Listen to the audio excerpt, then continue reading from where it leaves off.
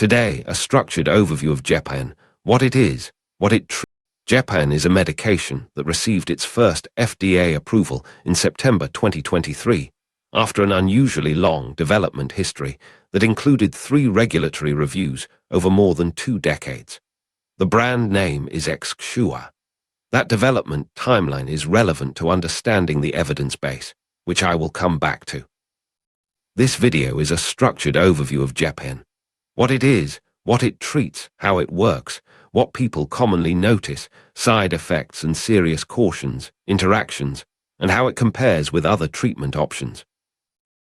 Gepirone is a selective serotonin 1A receptor partial agonist. In the United States, it is FDA approved for the treatment of major depressive disorder in adults. It is an azapirone compound, structurally related to buspirone, which has been used since 1986, and it uses an extended-release tablet formulation. Available strengths are 18.2 mg, 36.3 mg, 54.5 mg, and 72.6 mg of Gepirone hydrochloride.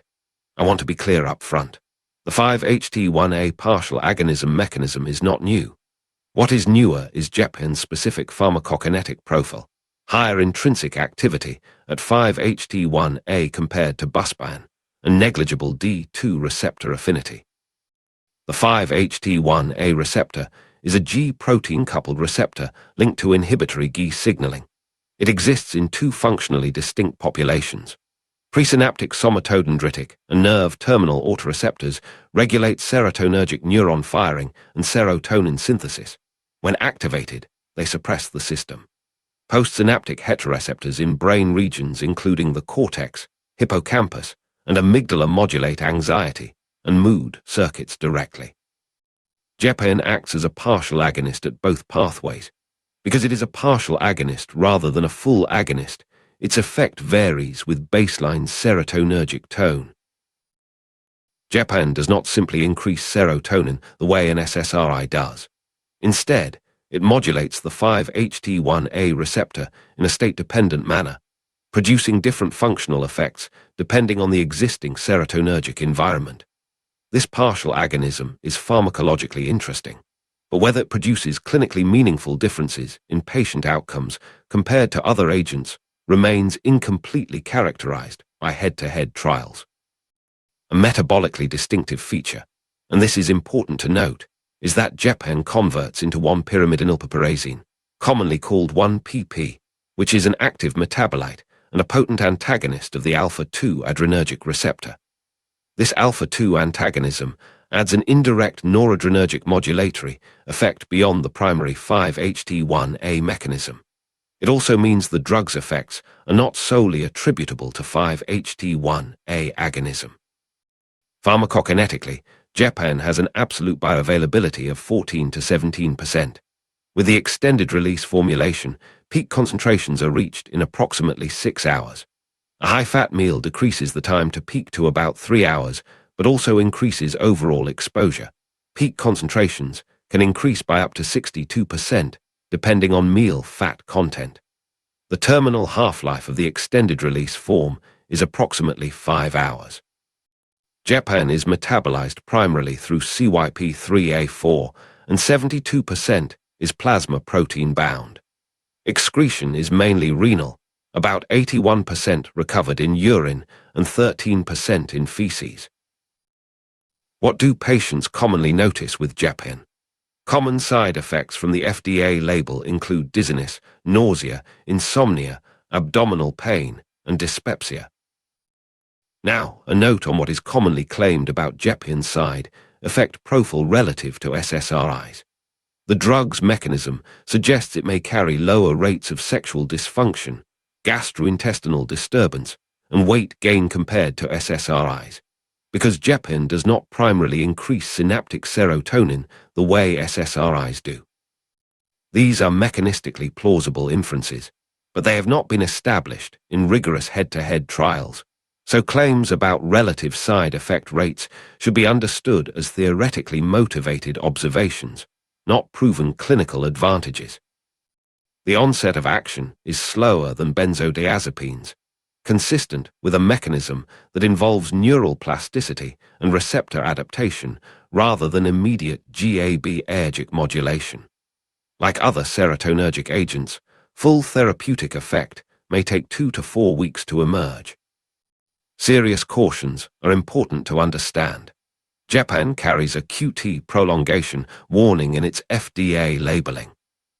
Unlike several other antidepressants, particularly the SSRIs citalopram and escitalopram, which are known to prolong the QT interval by approximately 10 to 12 milliseconds and 6 to 8 milliseconds respectively, primarily through hERG potassium channel inhibition.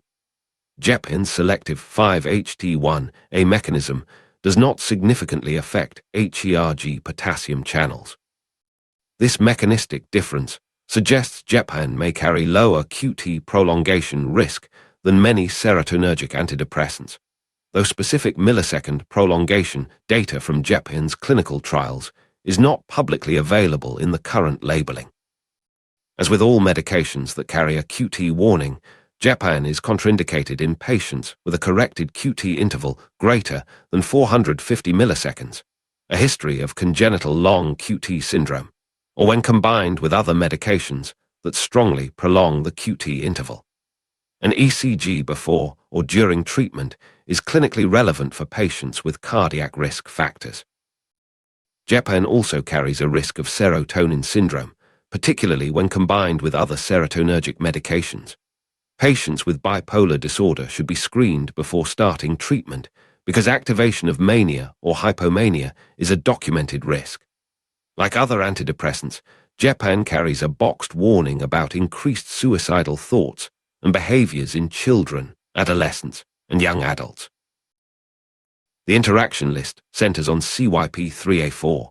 Ketoconazole and verapamil, both strong CYP3A4 inhibitors, significantly increase Gepirone exposure and require dose adjustment or close monitoring.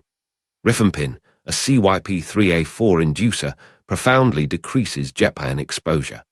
Lithium, paroxetine, and warfarin have no clinically significant effect on Gepirone exposure.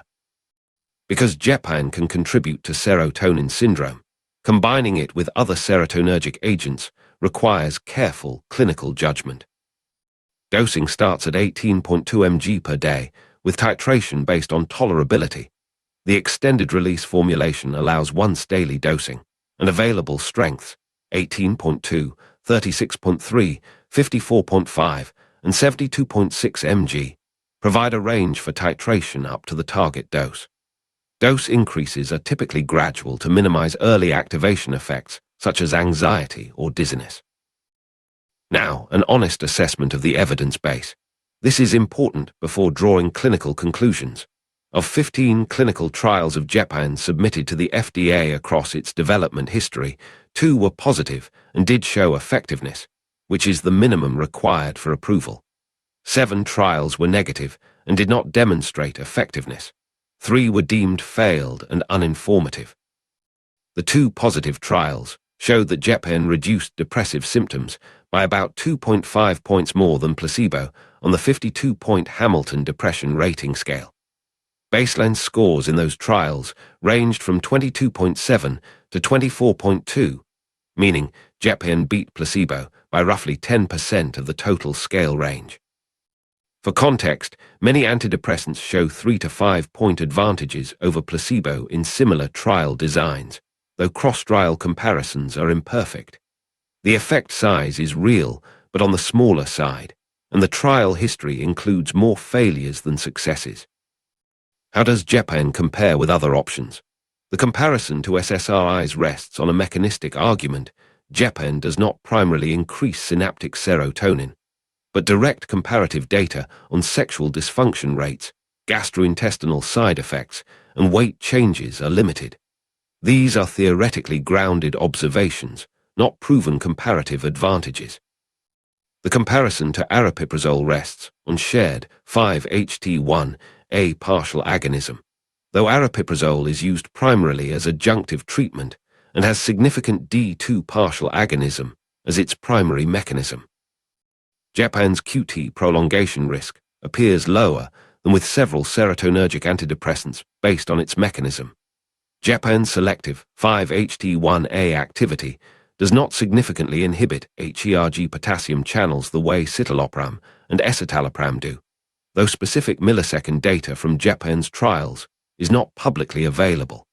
And like all medications, Gepirone has a specific profile that does not make it suitable for every patient.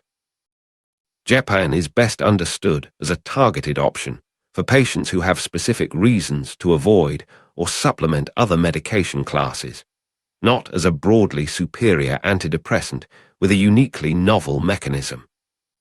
It may be particularly considered for patients who cannot tolerate SSRIs or who need an alternative to benzodiazepines for anxiety, though the evidence for GAD, specifically generalized anxiety disorder, remains under investigation and is not an approved indication at this time. GAD is listed as an investigational use in current clinical development. The key takeaways are: Gepirone is a selective 5-HT1A partial agonist with a complex pharmacology, including an active metabolite that also has pharmacological activity. It was approved in September 2023 for major depressive disorder based on 2 positive trials alongside 7 negative ones, a mixed evidence base that met the regulatory threshold but does not suggest a breakthrough. The mechanism is shared with buspirone, and Gepirone's differentiation rests on pharmacokinetic and receptor selectivity details that have not been fully validated in head-to-head outcome trials. And as a newer medication with a smaller evidence base, it is most appropriately considered when other established options have not been tolerated or are contraindicated. Questions about today's content or topics you'd like to see covered in future episodes? Drop them in the comments below. And if you found this clinically useful, hit subscribe. More psychopharmacology breakdowns are coming. This video is for educational purposes only and is not a substitute for clinical judgment.